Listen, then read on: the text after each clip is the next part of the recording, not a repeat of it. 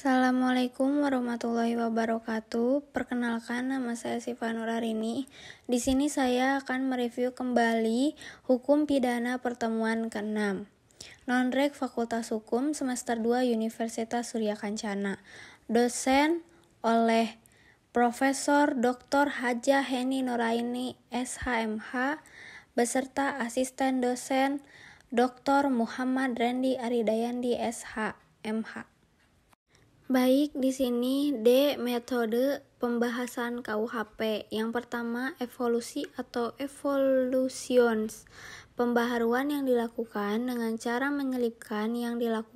cara menyelipkan pasal-pasal baru dalam KUHP. Contohnya Undang-Undang Nomor 7 Tahun 1974 tentang penerbitan perjudian mengubah pasal 542 dalam buku 3 KUHP menjadi pasal 303 bis dalam buku 2 KUHP, sehingga konsekuensinya dengan berlakunya Undang-Undang Nomor 7 Tahun 1974, maka semua ancaman bentuk tindak pidana kejahatan karena diatur dalam buku 2 KUHP dan sanksi pidananya menjadi dinaikkan atau diperberat karena merupakan kejahatan. Baik, lanjut nomor 2, kompromis. Pembaharuan yang dilakukan dengan cara menambah atau menyelipkan bab baru dalam KUHP. Jadi apabila ada aturan baru cukup dengan cara menambah atau menyelipkan saja.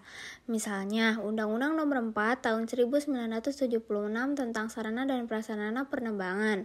Melalui undang-undang ini menambah bab baru dalam KUHP yaitu bab 29A dalam buku 2 pasal 479A sampai dengan pasal 479R.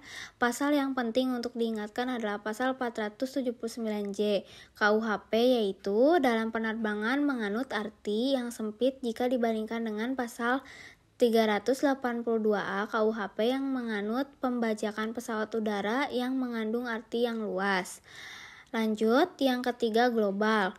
Pembaharuan hukum pidana yang dilakukan secara keseluruhan baik hukum pidana material maupun hukum pidana formal. Contohnya Undang-Undang Nomor 7 Darurat tahun 1955 tentang tindak pidana ekonomi yang mengatur baik pidana formal maupun pidana material. Baik, selanjutnya yang slide terakhir, D. Periodisasi perubahan KUHP.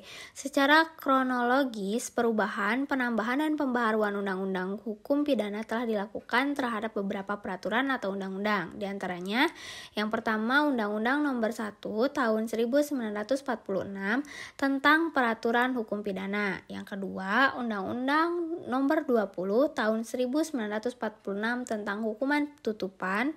Yang ketiga, Undang-Undang Nomor 7 dari tahun 1955 tentang pengusutan, penuntutan, dan peradilan tindak pidana ekonomi. Yang keempat, Undang-Undang Nomor 1 Tahun 1960 tentang perubahan KUHP. Yang kelima, Undang-Undang Nomor 7 Tahun 1974 tentang penerbitan perjudian. Yang keenam, Undang-Undang Nomor 27 Tahun 1999 tentang perubahan KUHP yang berkaitan dengan kejahatan terhadap keamanan negara. Yang ketujuh, Undang-Undang Nomor 31 Tahun 1999 Undang-Undang Nomor 20 Tahun 2001 tentang tindak pidana korupsi.